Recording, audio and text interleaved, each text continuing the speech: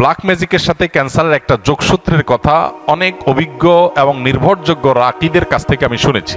তারা তাদের অভিজ্ঞতার কথা বলেছে যে ক্যান্সারের মতো দুরারোগ্য ব্যাধি এর সাথে ব্ল্যাক ম্যাজিকের কানেকশন অনেক বেশি। রুকিয়া শরিয়ার সবচাইতে সহজ এবং স্বাভাবিক পন্থা হলো ডায়াগনোসিসের, যে কোরআনে কারিমের তেলাওয়াত, রুকিয়ার আয়াতগুলোর তেলাওয়াত এবং এ জাতীয় বিষয়াশয়গুলো যখন করা হয় তখন রোগী তার মধ্যে অবস্থার পরিবর্তন হয়, অস্থিরতা আর না হলে প্রশান্ত অনুভব করা, এগুলো দেখে মোটামুটি রাকিরা নিরূপণ করেন যে সে এফেক্টেড কিনা। আরও নানাবিধ উপায় আছে, এটা তার মধ্যে একটা। তো এই যে নাম বাপের নাম জেনে পুরা গোষ্ঠীর ডায়াগনোসিস করা, দূর থেকে শুধুমাত্র এই নাম দিয়া ডায়াগনোসিস করা, এটাকে রুকিয়া শরিয়ার সাথে জড়িত রাকিরা সঠিক বলেন না। এটা হলো একটা কথা। দ্বিতীয় কথা হলো যে আমরা আত্মরক্ষা কিভাবে করতে পারবো। আসুন্নাহ ফাউন্ডেশন থেকে ইনশাআল্লাহ আগামী সপ্তাহের মধ্যে আশা করছি আমরা একটা লিফলেট আমরা প্রকাশ করব, যেটা আসুন্নাহ ফাউন্ডেশন অফিস থেকে সংগ্রহ করা যাবে বা অনলাইন থেকে আমাদের ওয়েবসাইটগুলো থেকে ডাউনলোড করে নামিয়ে নেওয়া যাবে। কেউ চাইলে ফ্রি সংগ্রহ করে বিতরণও করতে পারবে ইনশাআল্লাহ।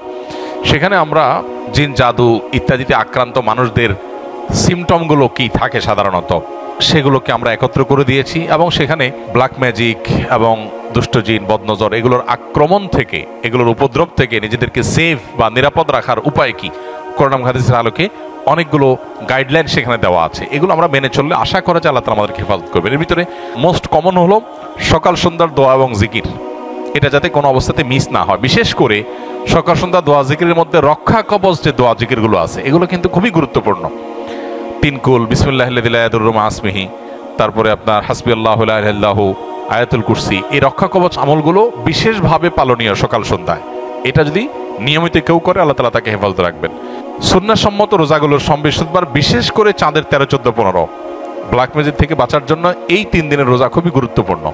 রোজা এখন ডাক্তাররাও রাখতে বলে, স্বাস্থ্যের জন্য ভালো, নবী সাল্লাল্লাহু আলাইহি ওয়াসাল্লাম বহু আগে বলে গেছেন। এখন সেটার নানা স্বাস্থ্যগত উপকারী দিকও আমরা জানতে পারছি।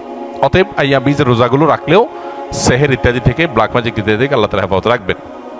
তৃতীয়ত, বাসা বাড়িতে কোরআনে কারিমের তেলাওয়াত, এটার পরিমাণ আমাদের বাড়ানো দরকার। আমরা অনেকেই আছি বাসা বাড়িতে কোরআন তেলাওয়াত করি না, মোবাইলে ইউটিউবে সারাদিন আমরা এই ভিডিও সে ভিডিও দেখি, সেগুলোতে ব্যাকগ্রাউন্ডে মিউজিক বাজে, আমাদের খবরও নাই। যে বাসায় মিউজিক বাজবে সে বাসায় শয়তান আসবে, মানুষ এফেক্টেড হবে, নানাভাবে আক্রান্ত হবে, এটা খুব স্বাভাবিক। এই জন্য ওই পথগুলো বন্ধ করতে হবে। আর এই দিকে এসে কোরআনে কারিমের তেলাওয়াত বাড়াতে হবে।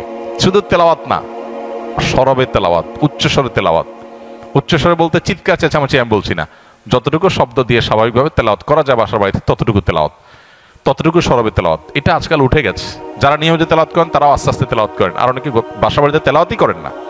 তো এই কাজগুলো আমাদের নিয়মিত করা দরকার।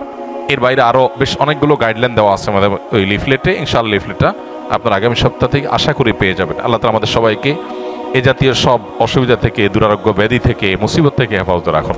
বেশ কিছুদিন আগে আমার পরিবারের একজন সদস্য জাদুগ্রস্ত হয়েছিল। তখন আমার এবং আমার পরিবারের সদস্যদের রুকিয়া সম্পর্কে তেমন সঠিক ধারণা ছিল না। রোগীর অবস্থা খুবই ভয়ঙ্কর এবং অস্বাভাবিক হওয়ায় ইচ্ছা না থাকার পরেও কবিরাজের কাছে নিয়ে যেতে হয়। কবিরাজ থাকার ঘরে এবং রোগীর শরীরে রাখার জন্য কিছু তাবিজ দেয়, কিন্তু আমি আপনার এবং আরও আলেমদের বক্তব্য দেখেছি এই ধরনের পরিস্থিতি থেকে পরিত্রাণ পাওয়ার জন্য বাড়িতে বেশি বেশি আয়াতুল কুরসি, সূরা বাকারা, ইখলাস, ফালাক, নাস তেলাওয়াত করতে এবং অডিও প্লে করতে বলেছেন। সেই অনুযায়ী আমল করেছি পরিবারের সকলে।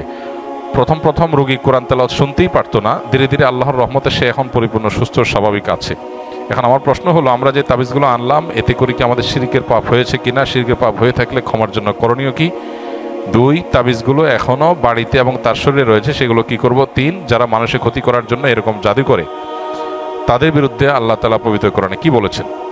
দেখুন, শেষটার কথা আগে বলি। যারা কাউকে ব্ল্যাক ম্যাজিক করে, জাদু করে, জাতীয় তাবিজ কবজ করে, মানুষের ক্ষয়ক্ষতি করার চেষ্টা করে, অনেক সময় আপোষের তাবিজ করে, তারা সবাই গুনাহে লিপ্ত। এবং যারা এই জাতীয় জাদুর কাজ করে, সে জাদুকর, তারা ইসলামী শরিয়ার বিচারে মৃত্যুদণ্ড পাওয়ার মতো অপরাধে লিপ্ত। অর্থাৎ ইসলামী বিচার ব্যবস্থা থাকলে ইসলামী আদালত, বিচারিক আদালত তাদের মৃত্যুদণ্ড ঘোষণা করবে। এই রকম জঘন্য অপরাধ তারা করে, কারণ এর মাধ্যমে একটা মানুষকে শেষ করে ফেলা হয়। ব্ল্যাক ম্যাজিক সম্পর্কে যারা এই মুসিবতে পড়েছেন তারা হাড়ে হাড়ে টের পাচ্ছেন এটা কি জিনিস। নবী সাল্লাল্লাহু আলাইহি ওয়াসাল্লাম পরিষ্কারভাবে বলেছেন, এইটা ওঁটকে হাড়ি পর্যন্ত আর মানুষকে কবর পর্যন্ত পৌঁছায় দেয়। ব্ল্যাক ম্যাজিক বা কালো জাদু, এটার ফলে ওঁটের মধ্যে যদি বদনজর লাগে অথবা ব্ল্যাক ম্যাজিক লাগে, এই বদনজর ব্ল্যাক ম্যাজিক এগুলো ওঁটকে অসুস্থ করতে করতে একটা সময় এমন পর্যায়ে নিয়ে যায় যে জবে করে তাকে খেয়ে ফেলতে হয়, হাড়ি পর্যন্ত চলে যায়, বাঁচার অবস্থা থাকে না। তার মালিক তাকে রুগ্ন হওয়ার কারণে একটা পর্যায়ে এসে মরণাপন্ন হয়ে গেলে তাকে জবাই করে খেয়ে ফেলতে হয়। আর মানুষ বদনজর এবং সেহের এগুলোর কারণে অসুস্থ হতে হতে হতে একসময় কবর পর্যন্ত চলে যায়। তো এই জন্য যারা এই কাজগুলো করে তারা শুধু কবিরা গুনাহে লিপ্ত তা নয়, বরং মানুষ হত্যার যে অপরাধ ক্ষেত্র বিশেষে তারা সেই অপরাধে অপরাধী, এবং তার চাইতে আরো জঘন্য, শুধু মানুষ হত্যাই করছে না, একই সঙ্গে শিরকেও তারা লিপ্ত, কারণ এখানে শয়তানের সাহায্য নেওয়া হয়, বিশেষ করে ব্ল্যাক ম্যাজিকের ক্ষেত্রে। কেউ যদি আগে থেকে এরকম তাবিজ কবজ নিয়ে থাকে, বিশেষ করে তাবিজ কবজের মধ্যে ফেরাউন, নমরুদ, হামান, অমুক তমুক লেখা থাকে এবং অনেক সাংকেতিক বিষয় আসলে লেখা থাকে, তাদের উচিত তওবা করা। প্রথমত নবী করিম সাল্লাল্লাহু আলাইহি ওয়াসাল্লামের যে চিকিৎসা পদ্ধতি, এর মধ্যে তাবিজ দেওয়া নেওয়া ছিল না। তিনি কখনো তাবিজ কাউকে দেননি, নিজে ব্যবহার করেননি। তিনি কি করেছেন? ঝাড়ফুঁক করেছেন, কোরআনে কারিমে আয়াত পড়ে ফু দিয়েছেন, অন্যকে দিয়েছেন। এটা হলো সুন্নাহসম্মত ট্রিটমেন্ট। অতএব আপনার আগের যেগুলো আছে তাবিজ, সেগুলোকে আপনি নষ্ট করে ফেলবেন, ডেস্ট্রয় করে ফেলবেন ইনশাআল্লাহ। আর ইতিপূর্বে যে করা ভুল, কবিরাজের কাছে আপনি গিয়েছেন, ভুল ভাল কাজ করেছেন, সেজন্য আল্লাহর কাছে তওবা করবেন, সংকল্প করবেন ইনশাআল্লাহ। আশা করি যে আল্লাহ তাআলা আপনাকে মাফ করবেন। আর এখানে আপনার বক্তব্য থেকে বোঝা গেল যে যারা সেহের সম্পর্কে ধারণা রাখে না, তারা যদি সত্যানুসন্ধানের দৃষ্টিতে খোঁজার চেষ্টা করে তাহলে তারা পথ পেয়ে যাবে। কোরআনে কারিমের তেলাওয়াত করা হলে কিভাবে একজন ব্ল্যাক ম্যাজিকের রোগী ধীরে ধীরে সুস্থ হয়ে ওঠে এবং অস্বাভাবিক পরিবর্তন তার মধ্যে আসে, এটা কোরআনের একটা মুজিজা, অলৌকিকত্ব। মাশাআল্লাহ, এই অলৌকিকত্ব কেউ দেখতে চাইলে তিনি ব্ল্যাক ম্যাজিকের রোগীর উপরে কোরআনের প্রভাব দেখতে পারেন। ওহাবি ও সুন্নির মধ্যে পার্থক্য কি? এটা তো কমন একটা বিষয় আমাদের দেশে।